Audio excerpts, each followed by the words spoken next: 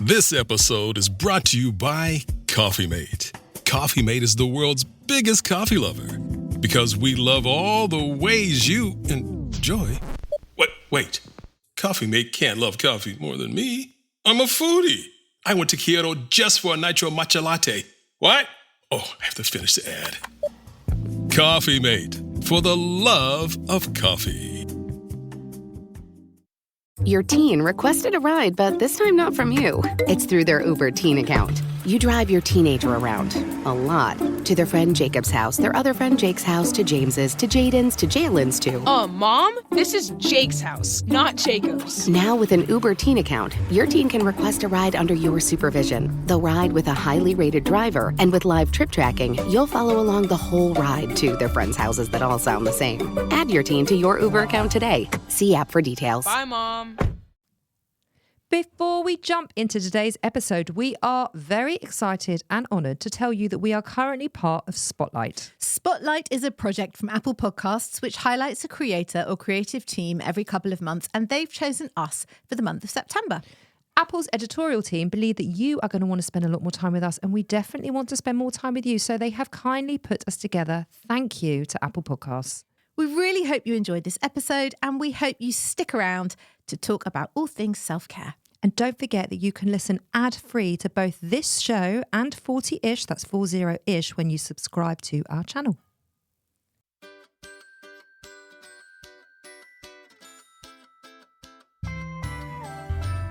Hello, everybody. I'm Nicole Goodman. And I'm Laura Mishkon, and welcome to Self-Care Club. We have got a great show for you today. Now, we hope that you've listened to last week's show, which was all about friendship, how to spot who is a good friend, who is not perhaps a good friend. And today we're moving the conversation on to what, Lauren? How to break up with a friend. It could be a slow drifting apart from a childhood friend, or a proactive choice to get out of a toxic friendship, or maybe you've had a huge row, or it might just be a friendship that slipped away during the pandemic. But we have to acknowledge that losing a friend can be very painful and difficult, right? Oh my God, yes. And I love how we're just jumping straight in. We're not going to do any fluff talking, are we? We're not. And you know why? Because friendship breakups are going to happen over the course of a lifetime, and we need to learn to start dealing with them in healthy ways. Immediately. Like now. Yeah. We don't have time for fluff today. No, we I don't. do want to say a very quick, if you are brand new to the show and you have found us through the Apple Spotlight programme, then a big, big welcome to you. Thank you for being here. And we hope that you get a lot from Self-Care Club. We've also got 560 other shows that you can go and listen to at your leisure. So please go back in the old library, have a listen, and also we love you being in touch with us. So please let us know how you find the shows, what you've enjoyed, what resonates, what doesn't. We love to hear from you. I was about to say have a rummage through the library, but yes, I don't know rummage if rummage is appropriate for podcasting. Is it? Yeah. Okay, let's say it is.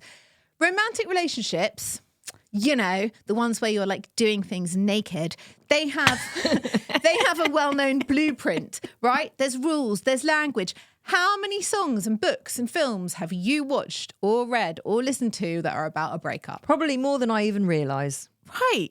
And TV programmes. All of it. Everything's based around breakups. How you're supposed to feel, what you're supposed to say, the words that you use. Well, when they're talking about relationships, 90% of that content is about romantic relationships, isn't it? Yeah. And yet the majority of our life is with other family members, friendships, work colleagues. Like we have relationships everywhere we go, don't we? Yeah. And there's not a lot of talk, chatter, education around how to navigate it all. Well, there just isn't the language or the rules around how to break up with a friend. It's just not in our vocabulary.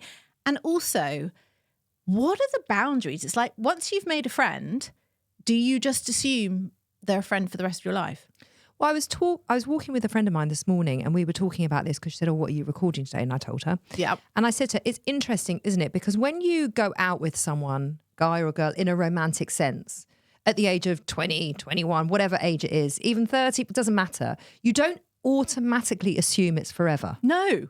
You automatically assume that let's just see how it goes, with the assumption that you will probably, more than likely, break up at some point. Or could they be, in inverted commas, the one? Yeah. But when you meet a friend... But that's what I mean. The assumption is more that you will probably break up rather than they'll be the one. Yes, but a friend, once they're your friend, they're always the one. Well, it's assumed that they're always going to be in your life. Right. But that's not remotely realistic. No, it's not. No. And that's why today we're going to talk about why friendships start and end, when we know that it's time to end a friendship, and we're going to give you a step-by-step guide into how to break up with a friend in the most ethical way possible. I love it. Ethical way. Yeah. We've written about this in our book, Yes, we have. haven't we? Yeah. And we've had a lot of feedback about this particular topic. Yeah. And we get a lot of questions about this particular topic. We do, don't we? Yeah. People are women especially want to talk about this more than we're meant to, I guess. Or, no, not more than we're meant to, more than we're encouraged to. I think we should start with a very hard but simple truth. God, here she goes. You are allowed to let friendships go. Are you trying to tell me something? No, I'm not. But not everyone is destined to be your friend for the whole of your life. And also, you don't get an award for being best friends still with someone who you met when you were 5, because I'm guessing that you've probably changed since you were 5, and so have I, in some ways, but not all. Have you still got friendships from when you were 5? Not from when I was 5, but from when I was 7. Yes. Wow. Yes. Same. And they're my besties. Are they still your besties? Yep. But that's interesting because you just said you do change from the age of 5, 7. Well, you do change. And I do think there is not necessarily for me in particular, but there is a conversation to be had about longevity and obligation versus friendship. As in, if you took the friendship in isolation rather than the actual friend and you looked at it, are you friends with them because you've known them forever, or are you friends with them because you're friends with them? Or do you just not know because it's just all too muddled up? Wow. That is a big step back, actually. And that gives a very different perspective. So if you look at it as a friendship rather than the friend. Yeah, remove the human being from it and just look at the friendship. Just look at the relationship, the friendship, the dynamic between the two of you. What does that look like? Yeah. And how much do you enjoy it? And how much do you get from it? How much do they get from it? Those kinds of questions. Or is that friendship an obligation because of the sunk cost fallacy? We're back to that again. Yeah. The time put in. Yeah. That's interesting because I would always look at a friendship or a relationship in my life the other way round. I'm always invested in the person. Yes. And whether I enjoy that person, whether they enjoy me, whether I feel supported, whether they feel supported, whether we have a lot of joy in the relationship. It's always based on, I guess, their values, morals, principles. Do they match mine? Do we enjoy doing the same things together? Do we laugh together? So it's interesting to take a step back and look at it differently. It is, because you're not really a fully formed person at primary school. You don't really know what your morals are and how your life's going to go. And but also that's circumstantial. You have circumstantial friendships. Absolutely. Right? Absolutely. So, but then if I look back, let's take you and me again, because we are a female friendship and that's what we're talking about. And we did this a lot last week. If I look at our relationship as a whole, at what point are you suggesting that you then take the person into consideration? Are you saying that you should always look at the relationship rather than the person? I'm saying when you are thinking about a friendship and if it's healthy, and do you want to continue investing your time in it, or are you having some doubts? It's a good way to kind of figure out what's going on for you. Yeah, I like it. Our friendship also is proximity based as well. It's almost as if we're at school together. Yeah. Of course, right? Because we're in each other's everyday lives. Right. So a lot of friendships are formed like that. That's actually the biggest reason why people become friends with people in the first place, is because of physical proximity. And we tend to become friends with people who we see a lot, like school or our neighbours or people who we work with. Or people that you would play a sport with, or something that you have something in common with somebody. Exactly. And we often become friends with people who are similar to us because people who are like us tend to like us, because what we share together validates our own tastes and our own preferences and our own values. Love it. Well, you share values. You share a value system. And it validates you because you're spending time with someone who also reflects that. So it makes you feel like you're going through life in the correct way. Yes. See? Right. Interesting. Yep. But, and I'm sure this has happened to you, as definitely happened to me, that when you get a bit older, then the roles that your friends play change. Like, for example, when you have a baby. Did you have baby friends? Yes. Yeah, me too. But I'm still best friends with one of my baby friends. Are Only you? one.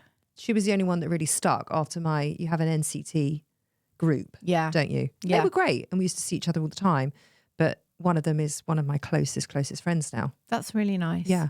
I made one friend when I had Max, who actually isn't really my friend anymore. And I do think that was definitely a kind of life circumstance thing. We were both having our first baby. We were both sort of similar-ish people. But as the children got older, I realised we were actually not similar at all and very much not compatible as women. Interesting. So that friendship ended. I find that so fascinating that you can share so much with somebody and you can be in each other's spaces so much, but actually when you take that commonality away, when you then, again, you come back to the person, when you look at the person and think, actually, do we have anything in common? Are we aligned in anything?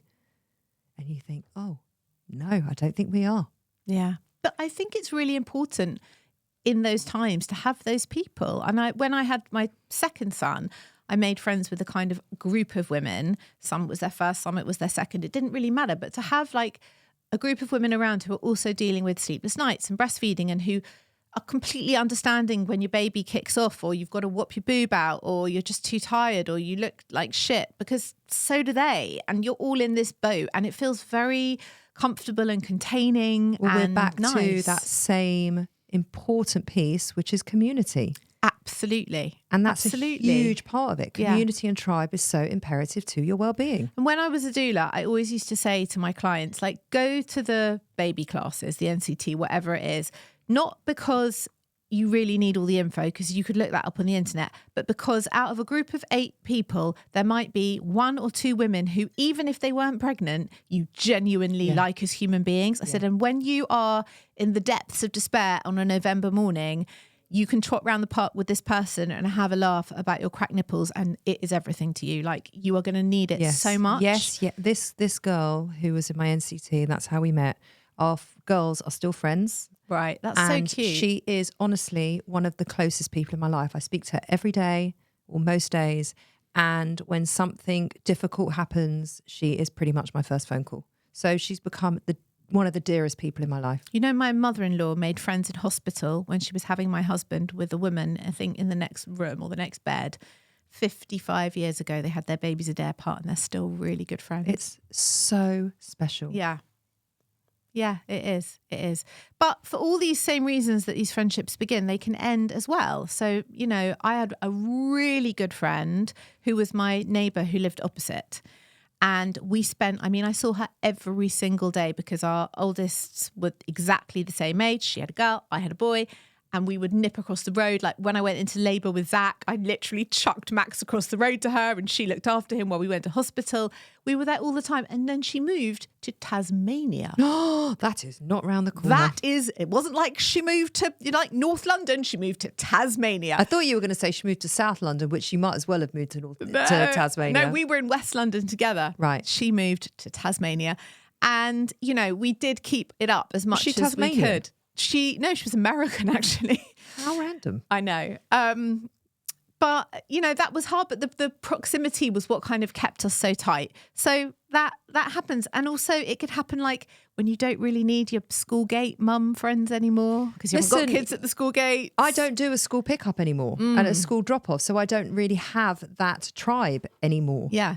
But that's a whole different beast, isn't it, to navigate? But I did have it with all my gym girls when this gym that I used to go to. Exactly. And we were close. I mean, I would see them 4 times a week, 5 times a week, and we were doing things in the gym. We were pushing ourselves to our limits. I knew parts of them that some of their best friends didn't know because we saw each other in a very specific way, doing a very specific sport. Yes.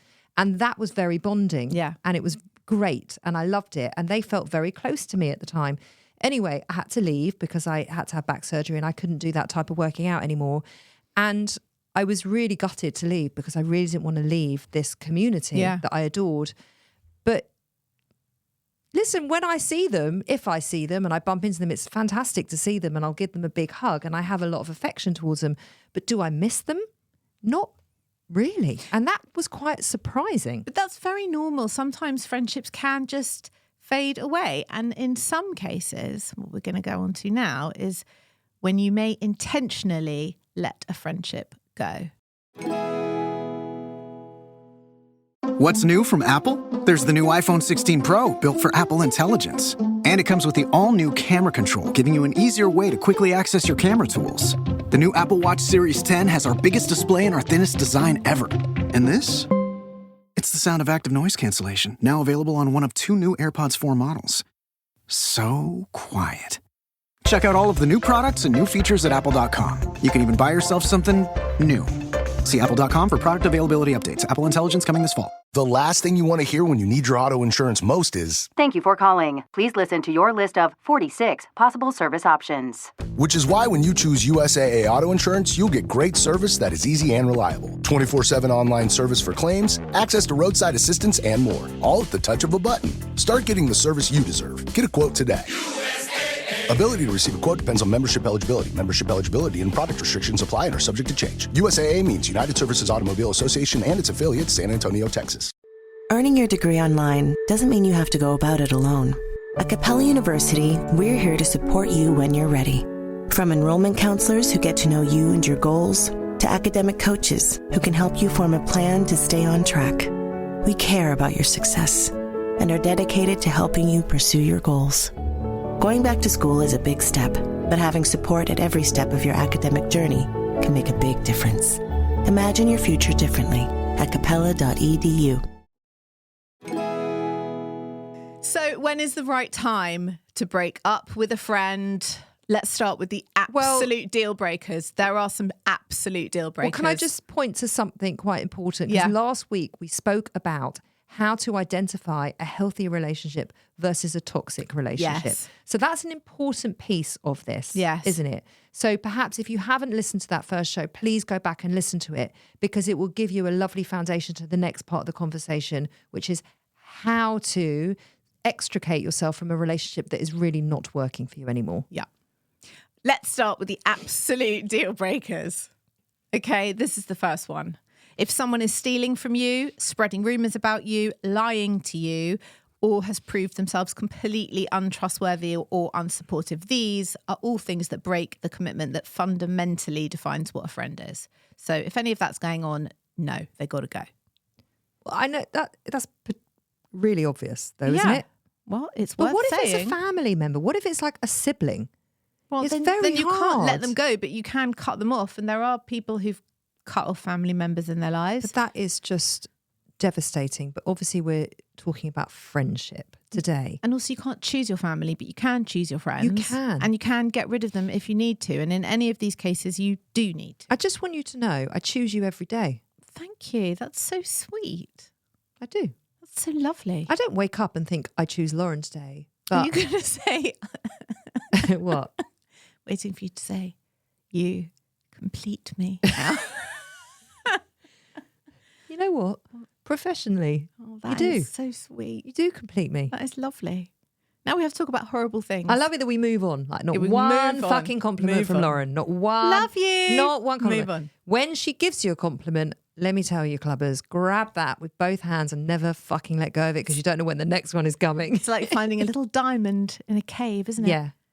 It's like digging for gold. Yeah. What do they do? Sieving for gold. It's like that. This is the second one. If The there's- non-negotiables of when it's time to let go of a friendship. if there's more negative than positive, there Yes. should not be more wrong with a friendship than there is right. Yes. Ever had that? Yes. Oh, okay. Lots. I've had that lots. Okay. Have you? A couple of times. Definitely not lots. Here's one.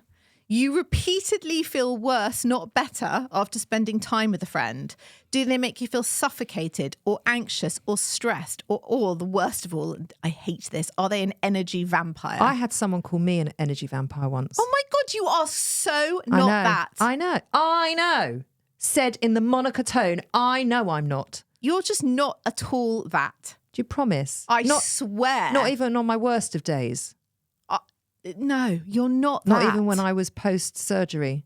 No, you're not that person. I know a person like that and you are not that. I also know a person like that and you are not that. Those people make it always about them. Yeah. And sometimes they even make you feel bad about yourself or your life or your choices. That is not a friendship. No. That is a burden. A huge burden and an obligation and a duty and all of that stuff that shouldn't be what drives you to be in a friendship with somebody. Oh, I wouldn't say I had a friend like that, but I had an acquaintance who sort of was on the outskirts of my friendship group who was like that. And every time I saw her, I felt like my blood was my life draining from you. Just being sucked out. She was the most miserable bitch. She could suck the fucking oxygen out of a room like no one else. Yeah. Anyway, she left the country. I felt like I could breathe. I never had to There's see her at a party again. With you and girlfriends leaving the country. Jesus. One's in Tasmania. That was a blessing when she went. Okay, what about this one? If a friend is constantly ignoring messages, putting you off or cancelling plans, and if that pattern continues, you might need to decide whether this is actually their way of cutting you out. Oof. Ouch.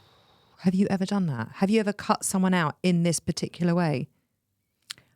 I am not the type of person who would ignore a message or cancel a plan because to me, that's really rude and I just don't do rude. I'm not into bad manners. You probably wouldn't make the plan. Correct. If you were going to then cancel it. Absolutely not. But how would you avoid that? Well, I would just kind of delay, be very, very busy. Because I had this conversation with a friend this morning, the one I was walking with, and she said to me, I was at a party last night and I bumped into an old friend and I haven't seen her for maybe 15 years. I can't remember what the connection was. And we had a catch up and we had a really lovely time and it was so lovely to see each other. And then at the end of the conversation, she said, oh my God, it's been so lovely to see you. She said to my friend, we must meet up for dinner. Yeah. I really want to see you. And my friend thought, I mean, this has been lovely, but we've kind of had the catch up now. And there's no more to say. Well, she didn't feel the need to take this further. That is a great, I mean, it's not a great situation for her, but it is a great situation to discuss. So what did she say? So we were discussing it on the walk this morning. What did she say to her? What do you think? So she said, yeah, that'd be great. And now today she's stressing about it because she's like, she's a very honest, truthful, authentic woman. Yeah. And she really prides herself on that. Yeah. And so if you have her in your life, you know what you are getting is absolute, the core of her, which is a really beautiful, special, precious thing. And she doesn't do fake. So she's like, I don't want to, she said, I really liked her. She said, if I see her in 6 months at another party, I'd be really happy to see her. Mm-hmm. I just don't have the capacity or the bandwidth to add another person in my life. Plus, this woman, she said, okay, I thought, maybe we'll go for a dog walk, but she works full time. Okay. So it has to be in the evening. My friend hates going out in the evening because she gets very tired. Also, it's getting dark earlier. So she's like, I'm now being put in a position to do something that I don't want to do. Has this friend followed up today? Not yet. Okay. So if she does follow up, this is what I would do if it was me and I was still trying to be a good and authentic person. If she did follow up this week and say, oh, it was so great to see you. How about dinner X week? I would say, I'm really sorry. I can't do that week, but let me get back to you with some dates. And then I just wouldn't. I would just delay it. I'd just keep kicking the bucket down the road because soon it's going to be Christmas. And then everyone's really busy. Then it's January. Everyone's broke. No one wants to go out. Yeah. By the time you kick the bucket down the road, then there'll be another party, New Year or something, and you'll see them and she'll get her fix and she'll, it's fine. So she then asked this really interesting question of why are we all so afraid to be honest about it? And we are. Such a great question. So the truth is that she really enjoyed seeing her. Yeah. She would be very happy to bump into her again, but she doesn't have and doesn't want to make the room in her life to bring her into it. Well, we're back to Robin Dunbar and Dunbar's numbers, aren't we? Right. But she's very aware of it. You know, she's 48 years old. She's like, I don't need to pretend to do, I just don't need to do that anymore. So, but you can't, it's still so socially unacceptable to have that conversation without really offending somebody. Or when this woman sends the text, she can send something else back, which is really kind but honest, and just say, I am so full right now. I don't have space in the evenings to go out. I really enjoyed seeing you. And just leave it like that. Nothing horrible, nothing personal, nothing rude. Just keep it about her. And I guess there's then the assumption that that person will be offended and then she'll course talk there about is. her and all of, but actually that's her stuff. That's It's her not, stuff. Yeah. So if you show up honestly, authentically, kindly, then actually there is a way of navigating it.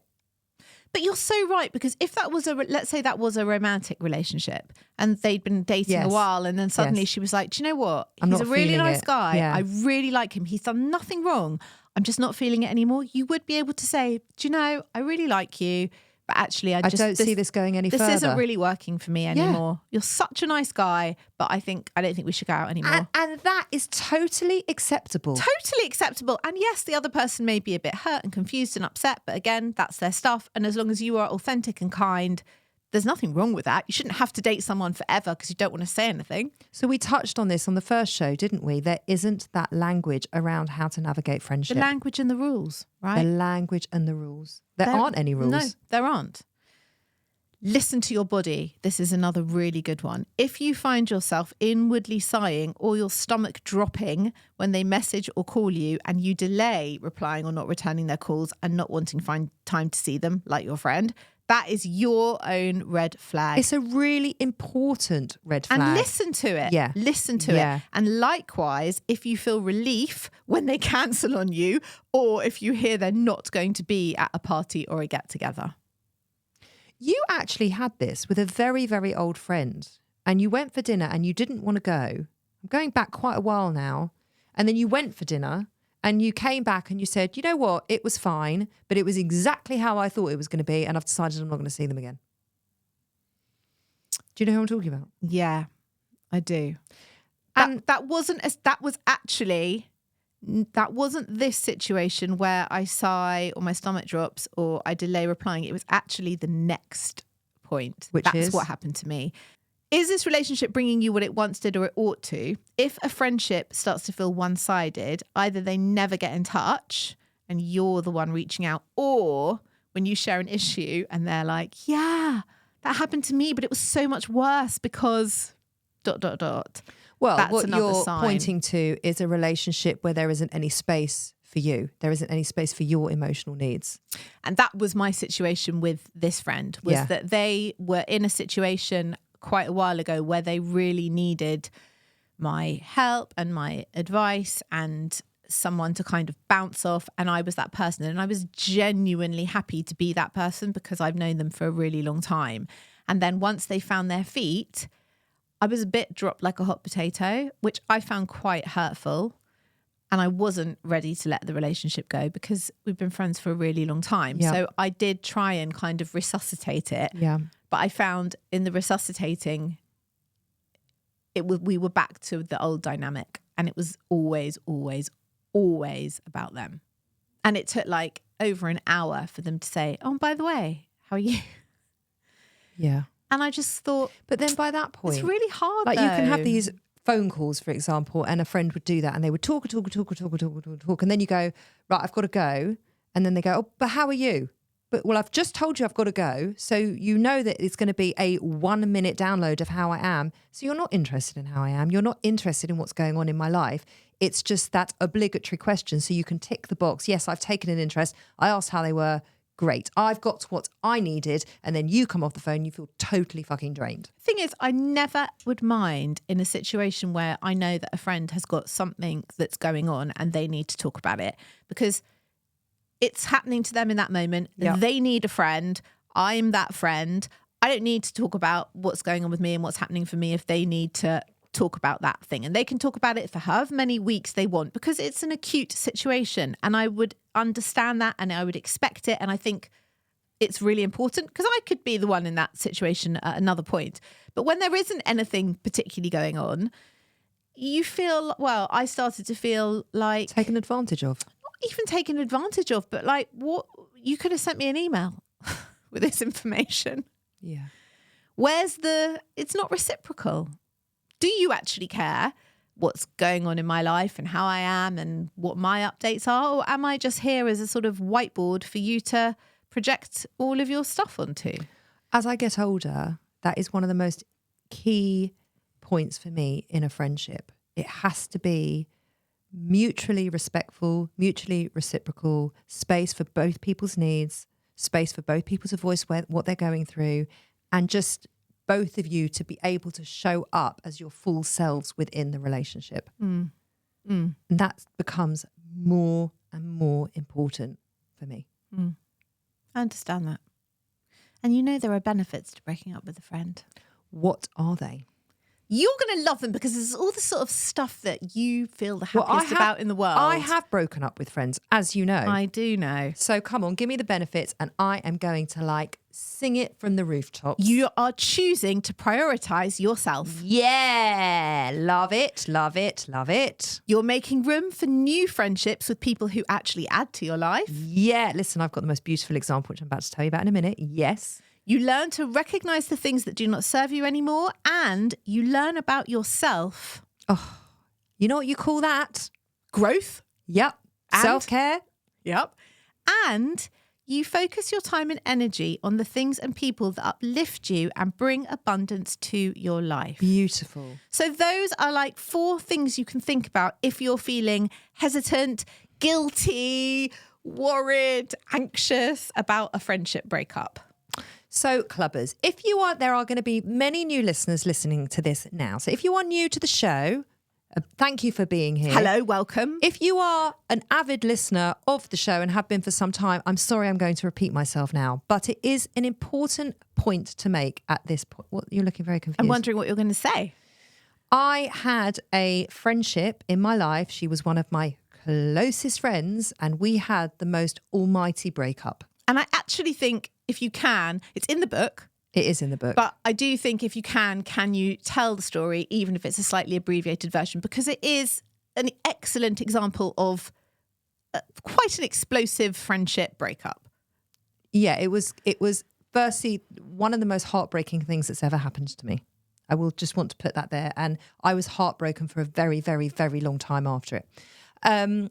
What happened was we were very close friends. We were very circumstantial friends. Obviously now looking back on it, our girls were at nursery together. All our kids were the same age. We did a rota together. They went to school together. She worked with my husband. It was just our lives were very integrated. We used to go on holiday together. We used to spend Christmases together. And once I started to go down a different route professionally and I started to get more into this space, I just noticed that something shifted in our relationship, and whether that was my self-growth or her lack of liking it or understand, I still don't really know, but there was a shift in our relationship. I tried to talk to her about it a number of times to say, is everything okay? Things feel a bit strained. She would never discuss it with me, never talk about it to me. She would always just completely shut me down. It was really weird. One day she just walked out my house when I tried to talk to her about it. She didn't want to know. She didn't want to repair anything, but I was feeling more and more strain in the relationship. We went on holiday together that summer, and my God, it was so difficult. I remember after dinner every night I used to have to go back to the room and just scream and rant at my husband because I was so frustrated. It was so difficult. And also I had nowhere to put it. I had nowhere to put the questions. Because she wouldn't speak to you about it. She stonewalled me. Yeah. She completely stonewalled me. So then I felt very silenced in the relationship. So then it and then there was this one night that we went for dinner with another couple, and she sat there completely engaged and enthralled by this other woman and what was going on in her life. And I felt so hurt because I was getting the complete opposite. She wasn't engaging in anything that was going on with me. She wouldn't ask me a question. She didn't want to know. She completely stonewalled me. And so the next day I thought, fuck this. This is one of my closest friends. So I sent her a message and said, can we meet for coffee on her day off? Are you free on Tuesday? I'd love to meet for a coffee. And she wrote back, what is this about? And I said, it's very hard to tell you on text, but I just want to talk to you. I need to know what it's about before I agree to anything. It was that kind of, she really did not want to have this conversation. So then I called her. I knew she was on text because we were texting back and forth. She, again, stonewalled me, didn't answer the phone. The text went on a bit more. I was trying to explain. It's very hard to explain on text. I just want us to talk. I think things don't feel right. There's something off here. And she basically turned around to me, and I will never forget it. I have it in writing. And she said, your thoughts and feelings don't matter to me. Ouch. Yeah, this is one of my closest friends. And I knew in that very moment, and listen, it had been going on and off for about a year, and it wasn't right, but in that moment, I knew that the friendship was over, because I can't be in a relationship with someone whose my thoughts and feelings don't matter, because all my friends, their thoughts and feelings hugely matter to me, very much so. And it's about respect and loyalty and trust and all of it. So anyway, needless to say, from that point on, the whole thing completely imploded. Yeah. And that's a very long story, and it doesn't really matter. And we never spoke about it, and we never had it out. And I never spoke to her again. And it was this whole unraveling of the relationship, unraveling of our kids' relationship, her not working with my husband. It was a fucking disaster, the whole thing. You had to kind of dismantle. We had to divorce. Yeah, but your lives were so enmeshed. Yeah. And it was this kind of dismantling of all the things that you did and built and were together. And you never got closure on it. You still don't have closure on it. I don't have closure on it, but I don't care anymore. No, I know. I truly don't. I have truly let it go. And it took me about 10 months before I realised, oh my God, you're not thinking about it every minute of every day. You're not, like when you have a breakup, I went through a grief process. Yeah. And I missed her hugely. And I know that she was very toxic and it was very difficult and all of the things. And I still see her all the time because we live very close to each other. Yeah. Her daughter was in my house yesterday. So we live on top of each other, and it was such a terrible, terrible shame. And for me, it felt like such a loss of a relationship. But the point is that when you said about making space for the people in your life who really deserve to be there, clubbers, this was the most beautiful part of all of it. 5 weeks after we'd had this awful text exchange, 5 weeks later, guess who walked into my life? Was it me? It was you. Oh. Lauren Mishcon walked into my life, and the difference in the relationship and what I only get from your relationship and how much growth you and I, how much we add to each other's lives and all the wonderful things that you have brought to my life. And there are too many to even mention. It's such a vast difference to that relationship. And it was like the universe, God, whatever you want, some spiritual being up there was saying, she is not good for you. You always wear an evil eye. Always. She was like the evil eye. She was jealous. She was whatever. Still don't know what was going on for her, but whatever it wasn't good. And she didn't have my back, and she could just throw the relationship away without even fucking thinking about it. And it was like someone removed her because I needed to make space for you. I mean, A, thank you. And that's very beautiful. B, I'm sorry that had to happen. For this to happen, because it wasn't very nice. And I did meet you during that juncture, and it was a massive deal. Yeah, it was. And I think the thing to highlight is it's not nothing to break up with a friend. It's as big, if not sometimes bigger, than breaking up with a romantic partner. It is sometimes bigger because they mean more to you. And there's no expected ending.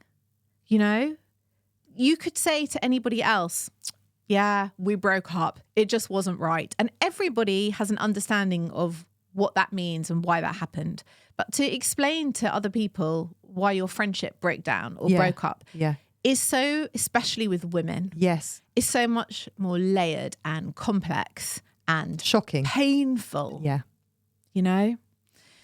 It's a really big subject. And I think there must be so many people out there who've also experienced that. But can I just say, now looking back on it, that happened 4 years ago. Yeah.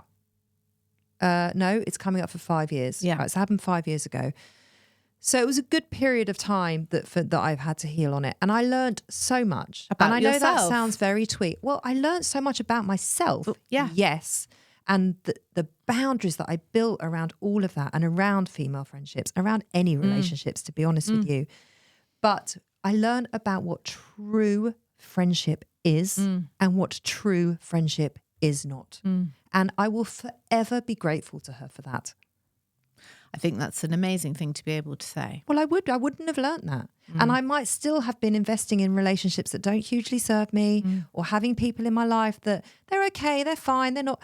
Now I don't do any of that. The COVID helped, of course. COVID helped massively. But the females, the women, the sisterhood that I have around me, I choose every day. I am very intentional about who is around me, and I'm very proud of who is around me. And I really feel that, honestly, I'm a really, really good, solid friend to have in your life. Just like you are a really, really good, solid friend to have in someone's life. I hope I am. You are. I feel like You am, are. or I try to be. And I am. I'm owning it. I am owning it. If you have me as a friend, you have all of me. But what I have learnt, and if there's, I will call you whenever you need me. I will be there at 3 o'clock in the morning. I will do whatever you need. But what I learnt from that whole disaster of a situation is I can only apply that to a handful of people.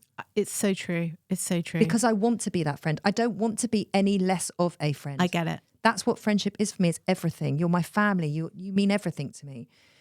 And your thoughts and feelings matter so much to me that actually, but I have to reduce who I can offer that to. Because otherwise it gets diluted. You know? And you get burnt out and you completely deplete yourself. And I'm not doing that anymore. I totally get it. I've never had an explosive breakup with a friend. I've never had a sort of an argument and a falling out and not spoken to a friend again. That's never happened to me.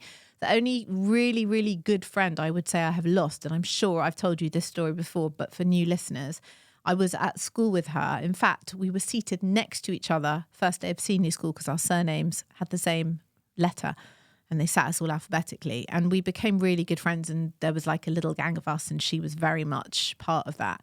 So much so that when I got married, she was one of my bridesmaids. I had 3.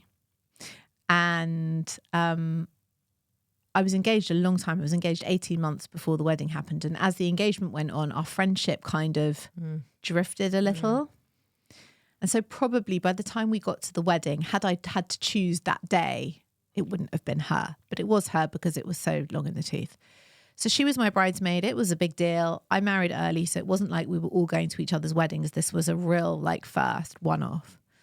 And when I got back from honeymoon, it was someone's birthday, I think, and everyone was getting together and I had the photos, and obviously she was in 90% of them because she was the bridesmaid.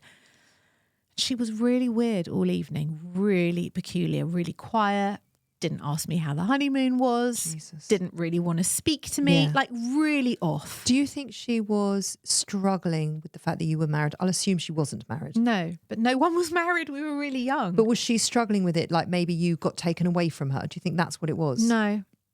I don't think it was that, but I don't know what it was because she never told me. Yeah. And I asked another one of the bridesmaids, what's happened? Have I upset her? Because the last time I saw her, she was standing behind me, holding up my dress at my wedding, having a great time. I left to go upstairs, and next time I saw her, I was back from honeymoon. She wasn't speaking to me. Nothing had happened in the interim. Well, it had. You'd got married. I'd got married, but I mean... But that was obviously a big shift for her. I don't know what it was. Yes. But she went off to and it's all hearsay, isn't it? She went to the loo. I followed her in there. I was like, is everything okay? Is something going on here? Because you're being really off. You're being really strange. Everything's fine. I'm not joking. I really kind of never spoke to her again after that. I saw her at our other friends' hen nights and weddings and occasions, and she would pretty much avoid me. She'd say hello and be polite, but like I was a stranger to her. And I never, ever, ever, to this day, this is 23 years ago next week, never got closure on what the fuck I did that made her so upset or made her end the friendship. Anything. And I think it's a classic case of that was all her stuff that she would have need to work through. There was nothing you could have done, apart from perhaps not marry Ollie, which is obviously not an option, in order to make her feel better in the relationship. But it was very confusing and quite hurtful Of course. To not get the closure, and for her to not feel that our friendship was important enough, having been friends for over a decade, to have said, listen, you did this, or I feel this, or even want to have a conversation with me about it. She just ended it. Threw it away. Well, that's how I felt with my situation as well. She didn't feel the relationship was important enough to even sit there and have, yes, it would have been an uncomfortable conversation, but ultimately we lost the relationship because she refused to have that conversation. But the blurry bit for me is because I am a bit like a Labrador and very loyal, like it's very hard to get into the inner sanctum, but I almost feel like I'm an ovum. I'm like, you know, the sperm can all swim around, but really it's very rare to be able to like penetrate the wall and get in. But like once you're in, you're in. It's very true. It's true, right? Very true. When you're in, and you're not really ever getting out. But to get in, yeah. Shall I watch my back? To get in is very hard. Yes. And because of that, sometimes I wonder whether I'm in because of kind of loyalty and obligation, and I'm not actually looking at the friendship. And if I really pulled back and I'd looked at that friendship between us at the time, was it drifting? Yeah. Were we as close as we were before? No. And maybe she was being the honest one of like, listen, we're just not really friends anymore. Well, she wasn't being honest. She acted perhaps honestly, but she didn't communicate that with you. And I think what would have been the kind thing to do is communicate that. But that's an impossible conversation to have. It is. So we're going to go into how do you break up with a friend? Let's go to a break and we'll come back with a lovely checklist of how to do this. Hey, Realtors. On your way to a listing presentation, Zillow Showcase helps you stand out with sellers by putting their listing and your brand in the spotlight on Zillow. With Zillow Showcase, your listings can get prioritized placement, astonishing performance, and exclusivity. Showcase is designed to not exceed 10% of listings in a market. Don't wait to give your business the premium marketing and branding treatment it deserves. Visit showingtimeplus.com/Spotify to get started with Zillow Showcase. My dad works in B2B marketing. He came by my school for career day and said he was a big ROAS man. Then he told everyone how much he loved calculating his return on ad spend. My friends still laugh at me to this day. Not everyone gets B2B, but with LinkedIn, you'll be able to reach people who do. Get a $100 credit on your next ad campaign. Go to linkedin.com/results to claim your credit. That's linkedin.com/results. Terms and conditions apply. LinkedIn, the place to be. So how do you break up with a friend? Well, can I just say that after that whole story I told you before, you don't do it that way. Because whatever I did, it was an absolute shit show. That was not the way. And you don't do it how my friend did it either. No. I have actually broken up with a friend. I have. Have you? Yeah. And I just thought of it just before we hit record. And our kids are at the same school, so I do see her at like sports day and things like that. And it's always so lovely to see her. And we always give each other a hug, and we always stand there for 15, 20 minutes having a catch up. But we did actually have the conversation, and I said to her, I can't be in this relationship anymore. I did actually say that. Gosh. Yeah.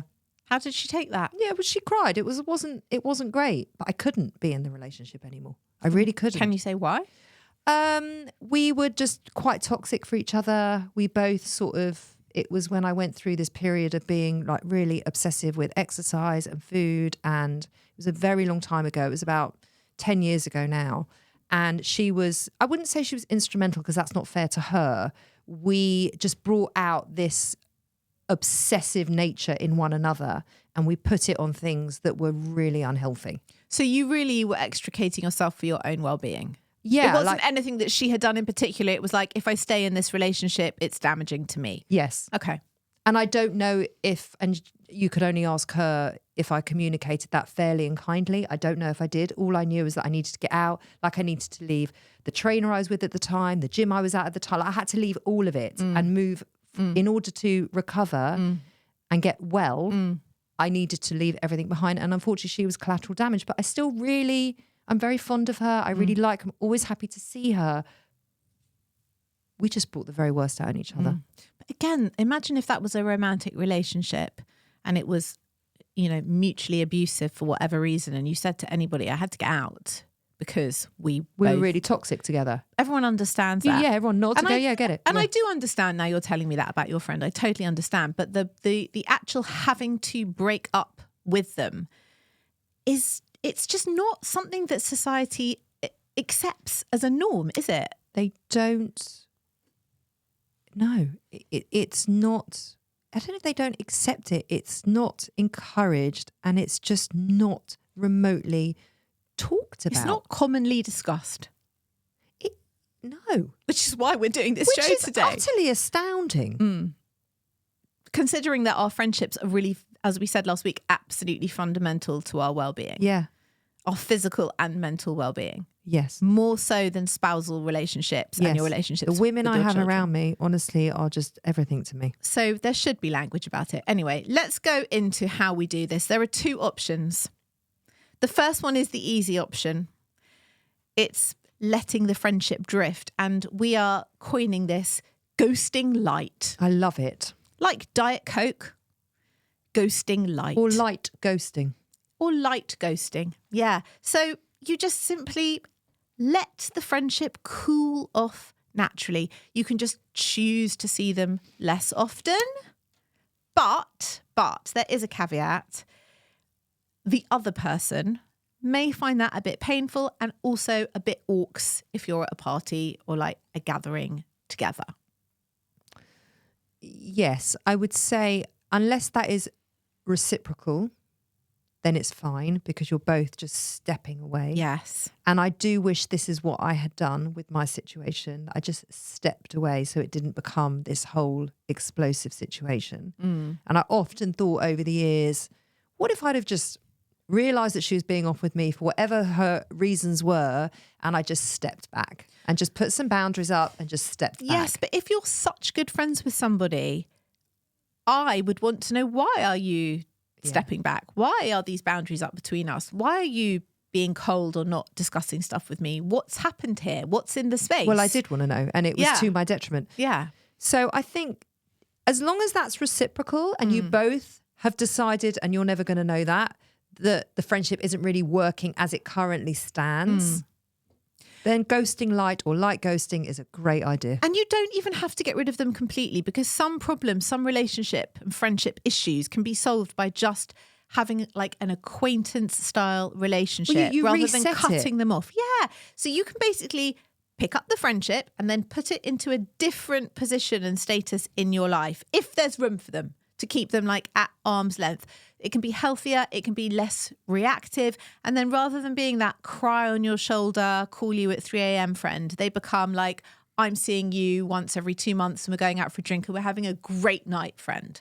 I think that is great and super, super healthy. I did have a friendship like this. Yeah. A absolute inner circle friend. She went through a very, very difficult period of her life. I was there throughout that whole period.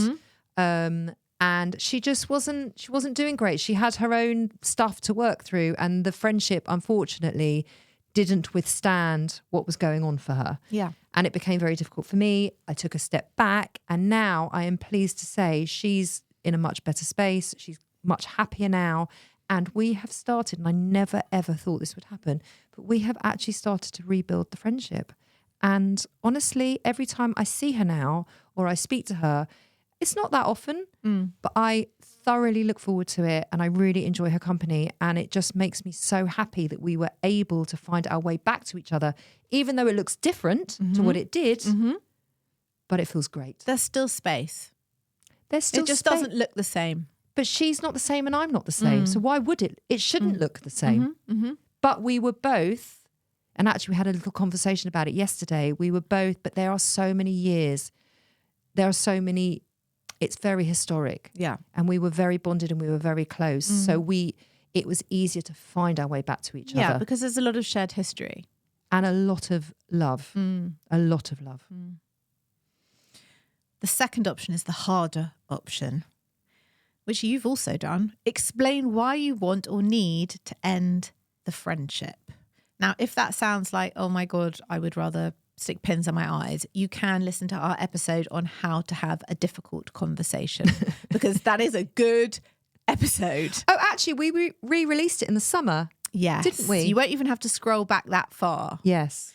But this is how to do it. You need to give clear and specific examples about things that you feel have gone wrong. And this is hard. You need to take ownership of your feelings. As always, keep to I feel statements rather than you always. Yeah, we write about this in the book as well. And explain exactly how their behaviours make you feel. And that is why you need to end the relationship as a result. So let's give some examples. I was just about to say that. So let's say you're in a conversation and your first reaction is you want to blame them. You can't step into blame. Blame is never going to be useful or impactful or bring any kind of resolve. It just is not. So things like, oh my God, it's always about you and everything's about you and you're so self-involved and you're so narcissistic. That would be the initial default mode that you would want to step into. Instead of that, what can you say, Lauren? You could say something like, I don't really feel listened to when we're together. Or God, such a hard thing it's such a hard thing to say. I feel there isn't a lot of room for me to share my stuff with you and we don't really have a very even relationship. Ouch! Ouch! That is a tough thing to hear. And say. Yeah, both. But it's true. And you're keeping it about yourself. This is how I feel in this relationship. And also because no one can argue with it. No. Because they can't then say, you don't feel like that. Yeah. Or that's not true. Well, it's true for me. You don't have to agree with it. I'm just telling you how I experience it. Yeah. Yep. That's quite empowering. Yep. Isn't it? Mm-hmm. So instead of things like, you're never there for me anymore, you always let me down when such and such happened, what can you say? You could say, when such and such happened, I felt really sad or alone or vulnerable or whatever it was you were feeling in that time. Because again, no one can say that that's you wrong. You weren't feeling sad. Yeah. And I really needed a friend by my side to check in on me and I feel let down by you. And ouch, I feel like I need more from a friendship.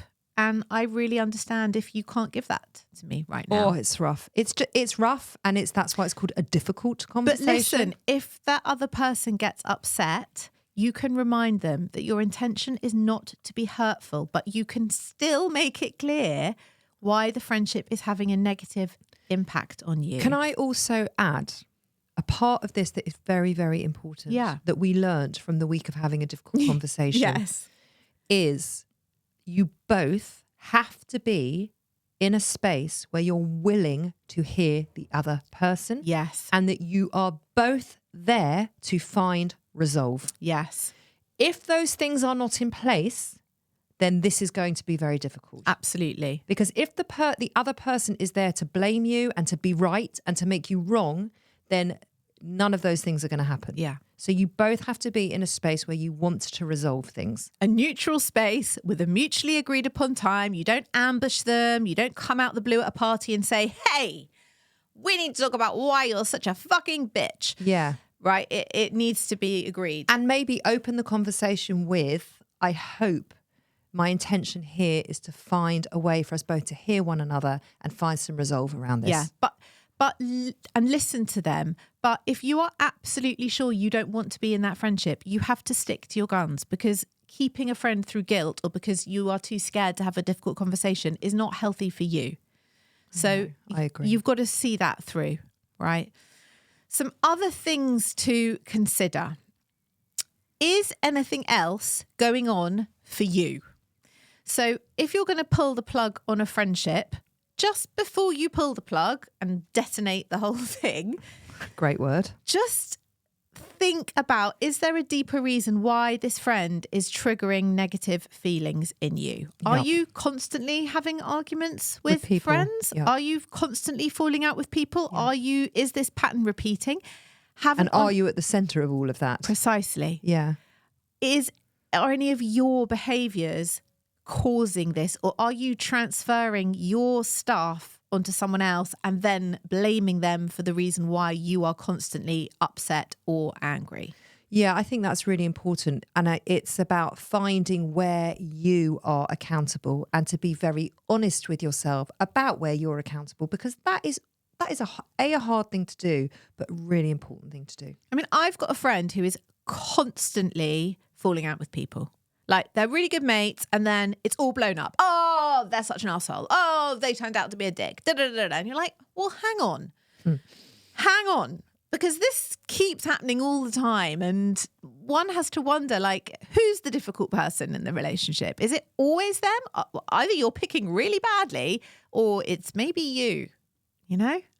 Have you said that to them? No. Can I take you through some steps on how to have a difficult conversation? Another thing to think about is, are you in a situation where a friend is deeply intolerant of your lifestyle choices? Or like you with the friend that you did break up with, are their views like just really not, you know, their views and their lifestyle and stuff that's going on not healthy? Or maybe it's a bit unsafe, or maybe they're aggressive.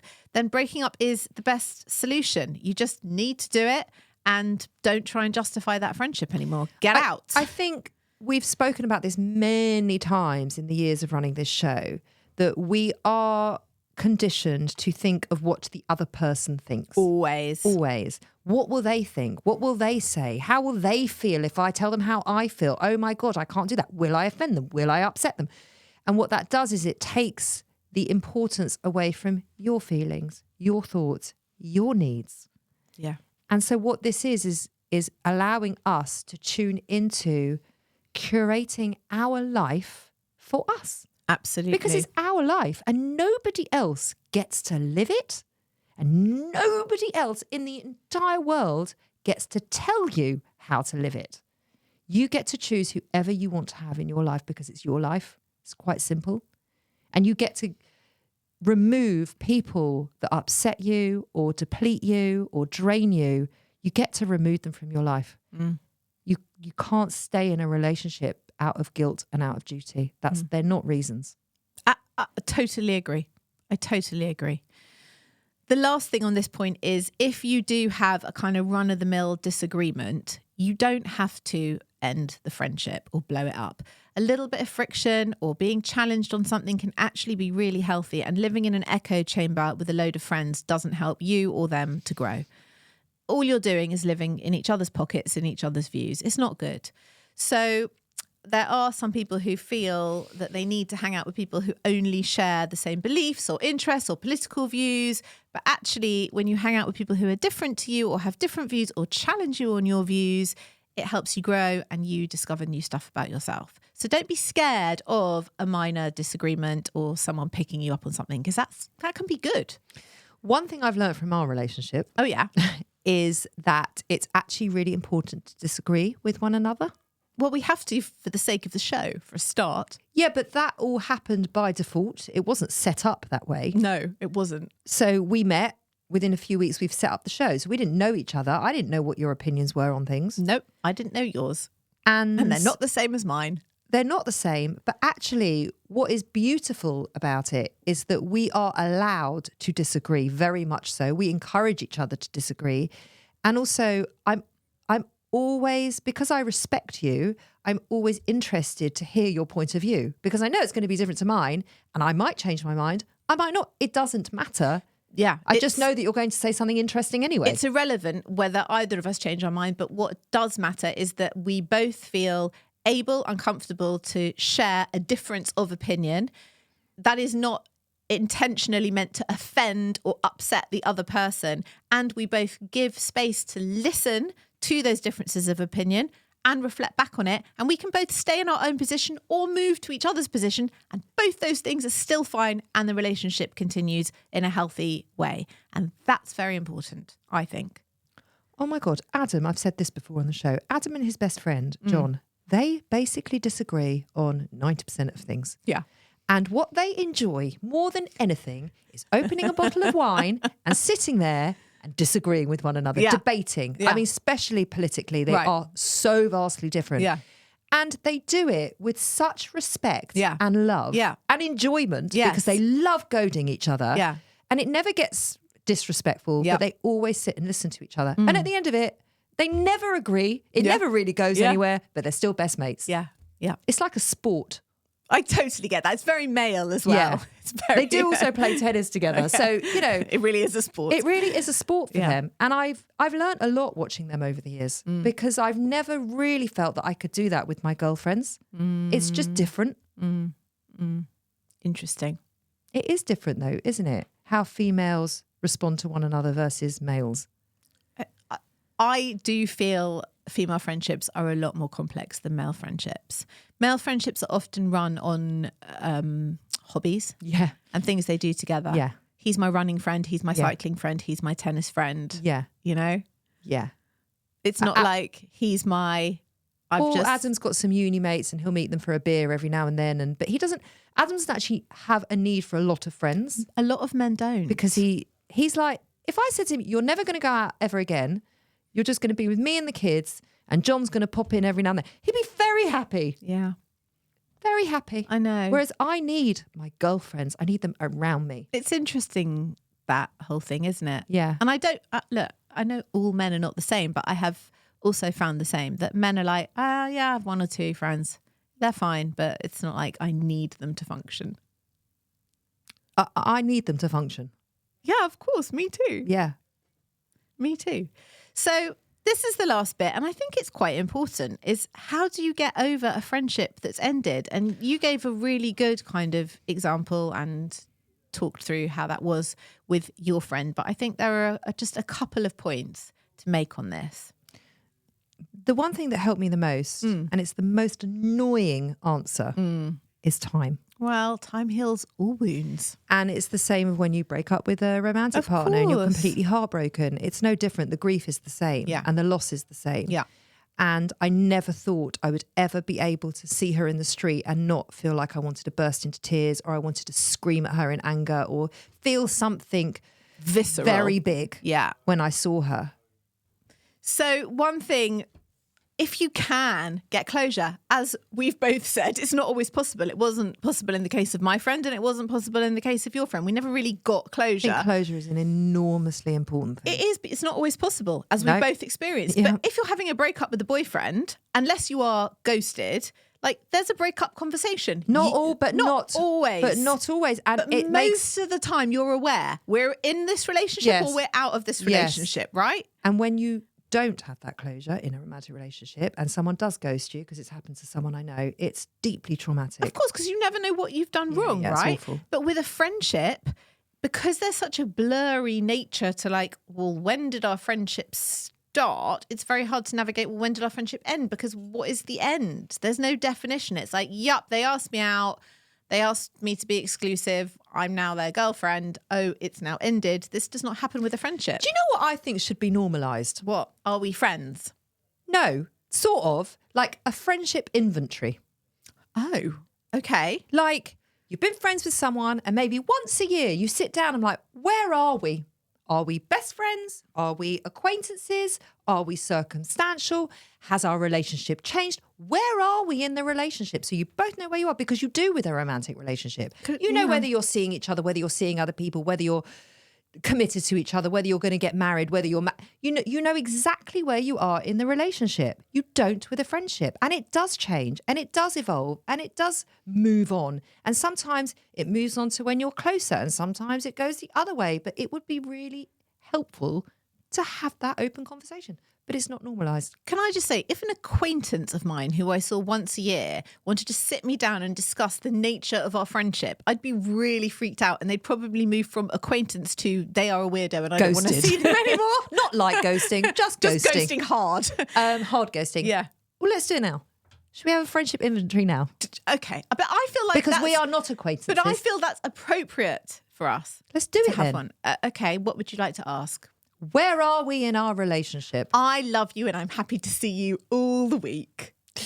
Do you feel loved, supported, cared for? Do you feel that your needs are taken care of in this relationship? 100%. Oh, good. Do you really mean that? I really mean it. Okay, good. Do you? Yeah, 100%. Okay, because I give a lot less than you give. No, you don't. I do. No, I emote a lot less than you. Do you? Like what? What do I give that's so much I'm more not than very you? gushy. I'm not like big on the old, I'm all right with that. I don't throw out compliments a lot. This is true. I'll admit it, and it's fine. I know, because I have to deal with my husband as well as you. It's two relationships I'm navigating most of the time. I'm not an insecure person, so I don't massively need it. But neither am I, neither do I. But, I'm not very good at that. I don't often talk about how I feel and my feelings. Sometimes you have to force it out of me like you're doing right now. But you're doing it beautifully. It's fine. I'm okay with it. I'm just saying it doesn't gush out of me. And sometimes some of my girlfriends, they'll sort of prod me and poke me to talk about you in a way that's like, oh, so do you get annoyed if Lauren does this?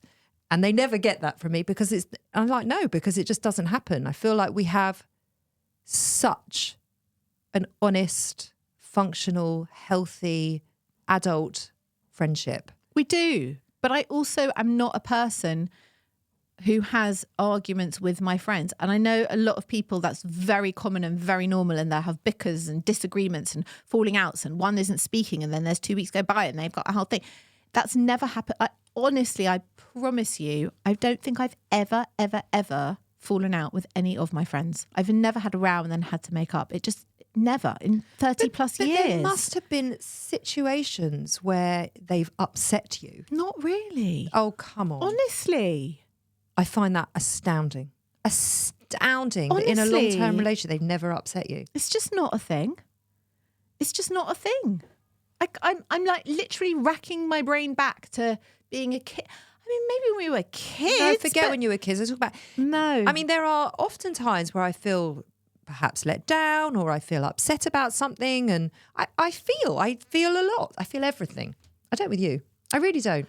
Honestly, no. And if I feel anything like that, like in the summer, I was really stressed, wasn't I? I was really overwhelmed. And I talked to you about it. And I said, I'm really stressed. Yeah. And I'm really worried about how this is going to happen, how that's going to happen. Yeah. And this is what I need from you. Yeah. We had and then I said, oh, I'm sorry, I'm just feeling... And you're like, you don't need to apologise for feeling overwhelmed. Yeah. But you don't. No, I know, but I just felt like I was putting a lot on you. But that's fine, because we're partners, so you're supposed to. Yeah, I know. It's an equal relationship. It's a 50 and a 50. So Well, you don't have to carry the burden it of actually everything. Isn't. It's 100 and 100. Because we both give 100%. We do, but also you should never feel like everything is on you in the same way that I never feel like everything is on me. So that's good, right? That's good. Is that the end of our Are friendship you happy with inventory? the inventory? Do you feel like you can go back to accounts now and account for everything? I think we're good. Okay. I think Want we to are. reassess in another year? But you can't put a name to it. Okay, so we're like colleagues. Yeah. And we're very close friends. Colleagues. Sounds like there's other people, but there aren't really. There's James. There's James, yeah. James is not invested in our 85,000 WhatsApp messages a day, though, is he? Can you imagine how fucked off he would be? Oh, my God. James would not put up with that. James would block us. He would ghost hard. I think he would ghost hard. Yeah, I wouldn't he want to would. be ghosted by James. No, me I'd be either. really, really hurt. We accidentally ghosted him last year. Do you remember? No, it wasn't last year. It was 2 years ago. Was it? Yeah. We went... Poor James. Oh, he did. He felt so ghosted. We had the summer off because we don't normally record in August, and we were on holiday and we were not recording, and we were very clear with each other that we would be back in the studio on the 2nd of September or whatever it was, and in we trotted, and James was like, what are you doing here? Devastated. And we were like, what are you talking about? He said, you just ghosted me the whole summer. And he actually thought we had just left him and we were never coming back. And then we went into the WhatsApp group and he had actually asked us, like, what's going on? Are you coming back? What's the deal? And we just hadn't replied. No one replied. I know. And he was genuinely surprised to see us. We were like, James, what did you think? We would just drop you? And like... He was like, yeah. Yeah.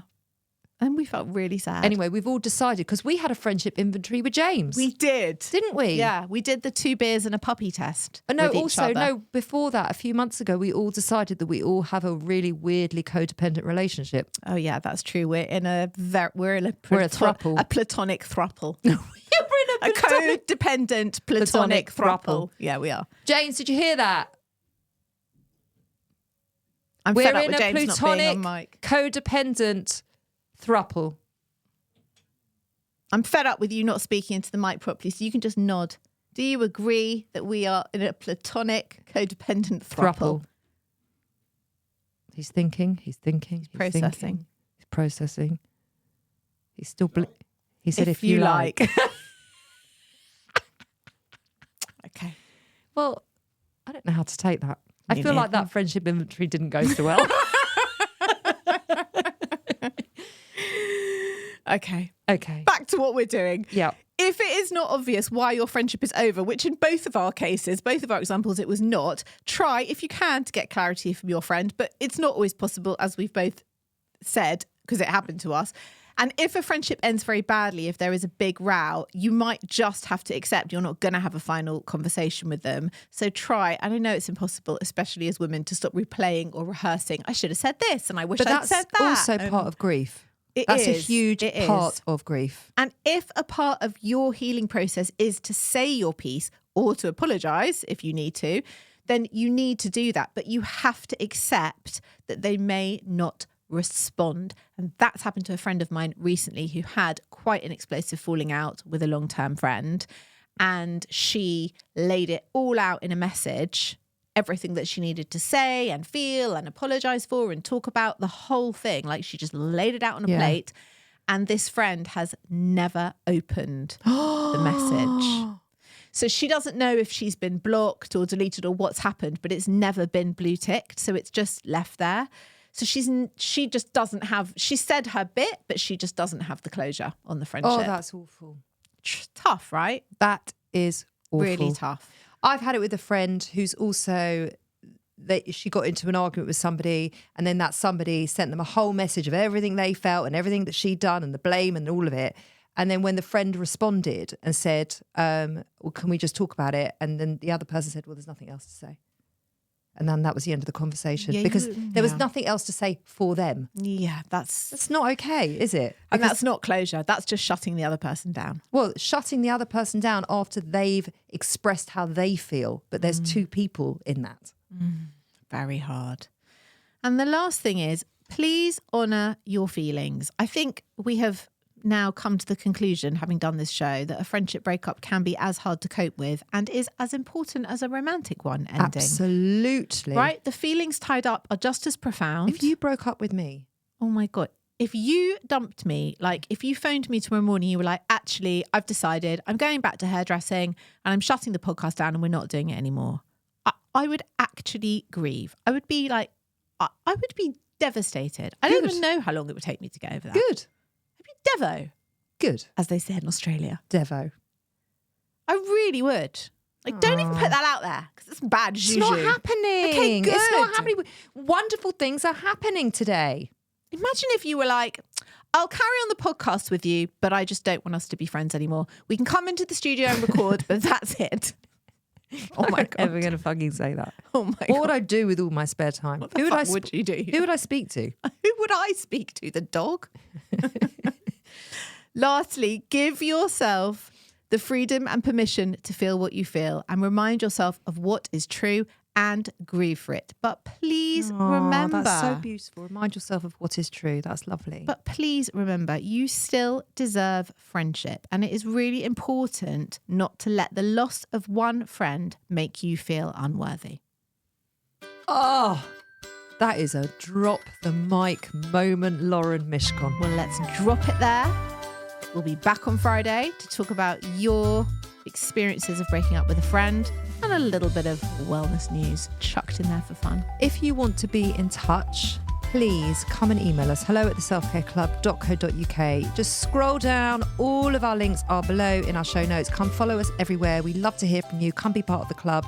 Thank you for being here. We hope this has been helpful and we will speak to you on Friday. Bye-bye. Ryan Reynolds here from Mint Mobile. With the price of just about everything going up during inflation, we thought we'd bring our prices down. So to help us, we brought in a reverse auctioneer, which is apparently a thing. Mint Mobile Unlimited Premium Wireless. How to get 30, 30, bit to get 30, bit to get 20, 20, 20, bit to get 20, 20, bit to get 15, 15, 15, 15, just $15 a month? Sold! Give it a try at mintmobile.com/switch. $45 upfront payment equivalent to $15 per month. New customers on first 3-month plan only. Taxes and fees extra. Speed slower above 40 gigabytes per detail.